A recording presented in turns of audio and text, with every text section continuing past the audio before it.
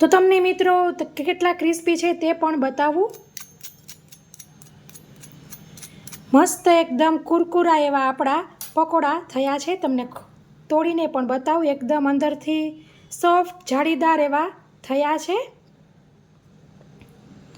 તો જરૂરથી તેની સરસ આ ચટણી સાથે ટ્રાય કરજો. બહુ ટેસ્ટી લાગે છે. હેલો ફ્રેન્ડ્સ, કેમ છો બધા મજામાં હશો તેવી આશા અને શુભેચ્છાઓ. તમારા બધાનું સ્વાગત છે આપણી રેસીપીની ચેનલ સિલ્વર સ્પૂન હીરોઝ કિચનમાં. હું છું હિરલ ગામી. તો આજે આપણે સરસ નવી રેસીપી જોઈશું. તો રેસીપીમાં તમને ઉપર થંબનેલમાં નામ વાંચીને ખબર પડી જ ગઈ હશે. પાઉંભાજીના પકોડા છે મિત્રો એટલા ટેસ્ટી બને છે કે વાત ન પૂછો. તમે મારો વ્લોગ જોશો ને તો તમને આઈડિયા આવશે કે મારે બીજી વાર પકોડા બનાવવા પડ્યા હતા બાળકો માટે. તો મિત્રો એટલા ટેસ્ટી, સરસ, બહારથી કુરકુરા અને અંદરથી સોફ્ટ એવા સરસ આપણે પાઉંભાજીના પકોડા, પાઉંભાજીના ગોટા બનાવવાના છે. સાથે સ્પેશિયલ ચટણી પણ બનાવવાના છીએ. તો ચાલો મોડું કર્યા વગર જોઈ લઈએ. તો સૌપ્રથમ આપણે એક બાઉલની અંદર જે આપણી વધેલી પાઉંભાજીની ભાજી છે તે 1 કપ લેશું. અને આવી રીતે એક નાનો બન વધેલો છે. પાઉંભાજીનો જે નાનો બન આવે છે તે છે નાની સાઈઝનો. તો તેને આપણે આવી રીતે મિક્સર જારની અંદર ટુકડા કરીને લઈ લઈશું. તો આવી રીતે તેનો ભૂકો કરી લીધો છે મિક્સર જારમાં. ઉમેરી દઈશું. પછી તેમાં મોટી એવી ડુંગળી ઉમેરીશું. તેને આવી રીતના કટ કરીએ તો 1/2 કપ જેટલી થાય છે. રફલી ચોપ કરી લેવાની છે. પછી તેમાં આપણે આવી રીતે 1/2 કપ રવો ઉમેરીશું. જે ઝીણો આવે છે તે રવો છે 1/2 કપ. પછી આપણને આવી રીતે 1/2 કપ બટેકાનું છીણ જોશે. કાચા જ બટેકાનું છાલ ઉતારીને સીધું છીણ કરેલું છે. જે આદુની ખમણી આવે છે તેમાં ઝીણું ઝીણું ખમણ કરેલું છે અને આવી રીતે દાબીને લીધેલું છે. તો 1/2 કપ થાય છે. એક મીડિયમથી મોટું એવું બટેકું હતું. તો આપણે થોડુંક બટેકા, ડુંગળીને રવાના માપનું મીઠું ઉમેરીશું અને આવી રીતે 1/2 ટીસ્પૂન ચીલી ફ્લેક્સ ઉમેરીશું. હવે આપણે પહેલાં બધુંય મિક્સ કરી લેવાનું છે. ભાજીમાં બધાય ફ્લેવર્સ મસાલા હોય છે એટલે બીજું કશું પણ આપણે ઉમેરવાની જરૂર નથી. હવે તમારી ભાજી કેટલી કઠણ ઢીલી છે તેના પર હવે આધાર રાખે. હવે હું અહીં આવી રીતના 1/2 કપ ચણાનો લોટ ઉમેરી રહી છું. એટલે થોડોક ઉમેરતો જવો અને મિક્સ કરતું જવું. તો મને આખો 1/2 કપ જતો રહ્યો છે. તમારી ભાજી હવે કેટલી ઢીલી છે તેના પર આધાર રાખે.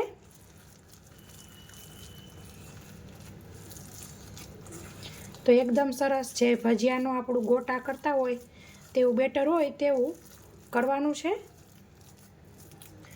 પછી આપણે તેની અંદર ઉમેરીશું આવી રીતે 1/2 કપ સમારેલી મેથી. સરસ સમારી લેવાની છે.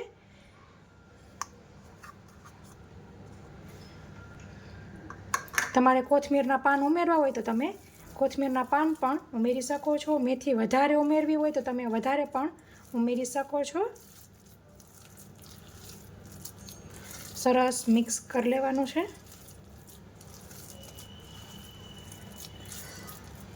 સાથે તેલ પણ ગરમ કરવા મૂકી દીધું છે. તો આવી રીતના પકોડા પડે એવું બેટર હોવું જોઈએ. બહુ ઢીલું લાગતું હોય, તમારી ભાજી ઢીલું લાગતું હોય તો વધારે ચણાનો લોટ અથવા તો બન વધારે પડ્યું હોય તો 2 બન પાઉં પીસીને નાખી શકો છો. તો માપનું એવું તેલ ગરમ થઈ ગયું છે. અને હવે આપણે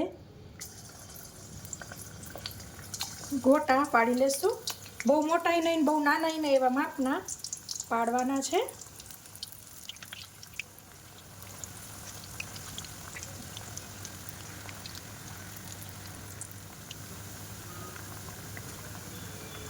તો આપણી કઢાઈમાં જેટલા સમય તે પ્રમાણે ગોટા પાડવાના છે. અને તરત ને તરત આપણે પલટાવવાના નથી. થોડીક વાર પછી આપણે પલટાવીશું.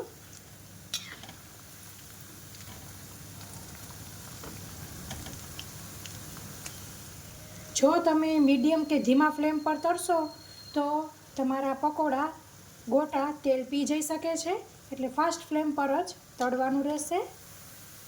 તમે જોઈ શકો છો કેવા સરસ આપણા ગોટા થયા છે, પકોડા થયા છે.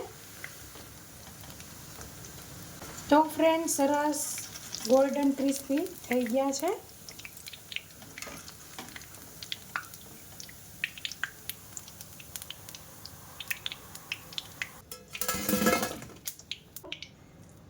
બીજી બેચમાં ગેસની ફ્લેમ મીડિયમ કરી લેવી. તો આવી રીતે બધી બેચ તળી લેશું. મારે અહીં બે જ બેચ થાય એટલું બેટર છે.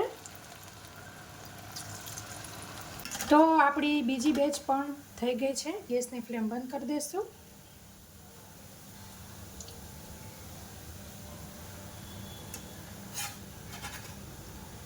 તો એકદમ મસ્ત ક્રિસ્પી કુરકુરા એવા આપણા પાઉંભાજીના પકોડા ભજીયા બિલકુલ રેડી છે. હવે તેની સાથે મજા પડી જાય તેવી સરસ ચટપટી ચટણી બનાવી લઈએ.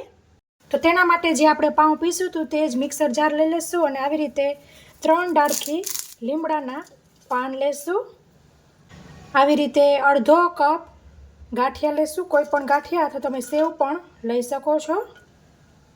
પછી અહીં તૈયારી કરી છે મરચાંની. તો મરચાં અહીં 4 મોરા જેવા લાંબા લાંબા આવે છે તે, અને 2 લવિંગા લીધેલા, 1 મીડિયમ ટમેટું લીધેલું અને 5 કળી લસણની અને નાનો એવો ટુકડો આદુનો લીધેલો છે. બધું આપણે પાછું મિક્સર જારમાં લઈ લઈશું. તેની અંદર 1 ચમચો દહીં લઈશું. ખાટું દહીં છે. અને થોડું એવું પાણી ઉમેરીશું.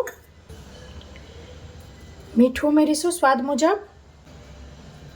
1 ટીસ્પૂન ધાણા જીરું, 1/4 જેટલી હળદર.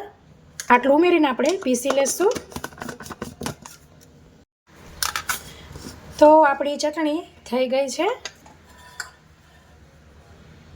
સર્વિંગ બાઉલમાં લઈ લઈશું.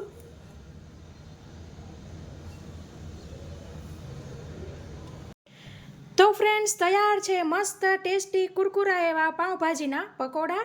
આશા રાખું છું કે તમને મારી રેસીપી જરૂરથી પસંદ આવી હશે. પસંદ આવી હોય તો લાઇક કરજો, તમારા ફ્રેન્ડ ઓર ફેમિલી સર્કલમાં શેર કરજો, જેથી તે લોકો પણ ઘરે પાઉંભાજી વધી હોય તો આવા સરસ પકોડા બનાવીને એન્જોય કરી શકે. સો ફ્રેન્ડ્સ રેસીપીમાં આટલું જ. ફરી મળીશું એક નવી રેસીપી સાથે. ત્યાં સુધી આવજો. Thank you. બાય. જય શ્રી કૃષ્ણ. રૂહી જો આવીને તરત જ મંચુરિયન નથી, સ્પેશિયલ પકોડા છે. ટેસ્ટ કર.